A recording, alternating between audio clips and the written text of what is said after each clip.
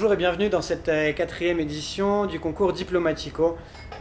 Cette année, le thème choisi, c'est Artisans of Taste. Je m'appelle Alban, mais vous pouvez m'appeler Bam. Je viens d'Annecy et j'ai mon bar mobile depuis 3 ans, après avoir pas mal bourlingué et passé un an notamment aux États-Unis, un an en Australie et un an en Nouvelle-Zélande, afin de parfaire mes qualités de bartender et m'ouvrir un petit peu à la culture de chaque pays. Aujourd'hui, je vais vous présenter un cocktail qui s'appelle tout simplement Toujours Dre. Vous allez y voir une allusion à mon voyage aux États-Unis, à Dr Dre et à sa chanson Still Dre, traduit en français Toujours Dre. Une autre raison est aussi mes racines. Mes racines sont très ancrées en Haute-Savoie. Et en Haute-Savoie, on utilise souvent le terme Dre dans le pentu. Dre dans le pentu, tout chousse, on y va, allons de l'avant. Mais la raison la plus efficace et la plus en rapport avec ce concours est que les initiales Dre représentent pour moi ce concours.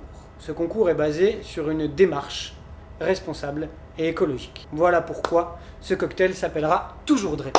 On va passer maintenant à la réalisation de ce cocktail qui est fait avec des produits maison sourcés en local. Pour ce faire, on va commencer l'exécution du Toujours Dre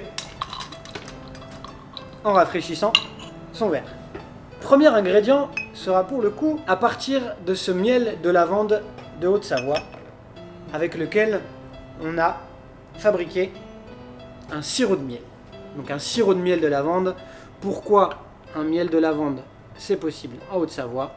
Le producteur est au Savoyard et les ruches voyagent en Drôme provençal pour aller se nourrir de lavande. On va mettre 10 ml de ce sirop de miel fait maison. Ensuite, on va utiliser toujours du local et des noix. Ces noix-là, on va en faire un lait de noix, ici présent.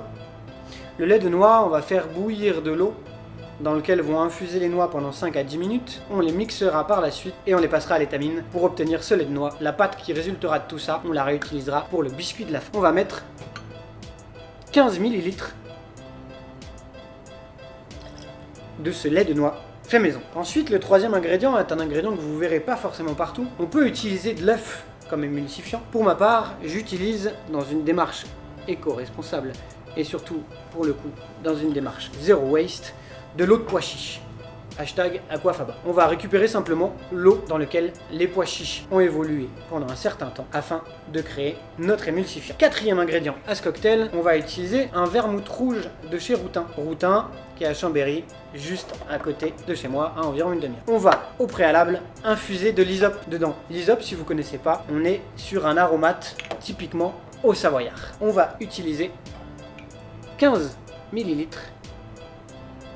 de ce vermouth rouge local et infusé maison. Et enfin, le meilleur pour la fin, le Diplomatico Montuano, qu'on a choisi pour ses notes un petit peu caramel, vanille et porté sur des fruits secs, avec lesquels la noix va très bien se marier, avec lequel le miel va venir jouer. On utilisera pour ça 40 ml de Diplomatico Montuano.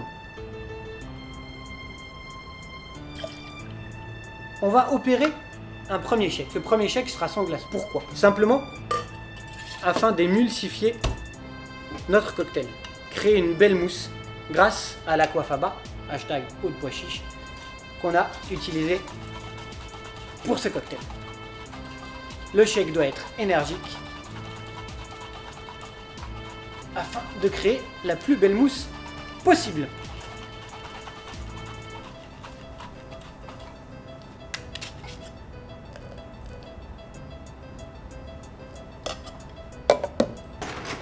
On va ajouter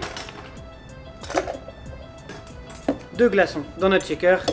Ce qu'on cherche n'est pas forcément une grosse dilution, mais juste à rafraîchir notre cocktail.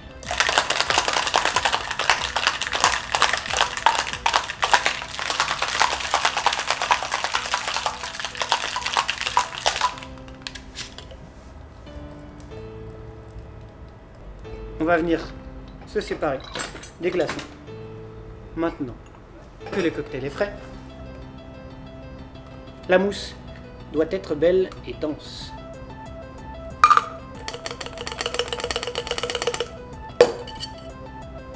Comme je vous l'ai précisé auparavant, on va utiliser en décoration un biscuit qu'on a réalisé à partir de la pâte de noix qu'on a utilisée pour faire le lait de noix. Ce biscuit, on va y incorporer un petit peu de miel de lavande qui se marie très bien avec la noix et qui va venir apporter un petit quelque chose et rappeler les notes du cocktail au moment où vous dégusterez ce biscuit. A noter que ce cocktail n'est pas servi sur glace. Pourquoi?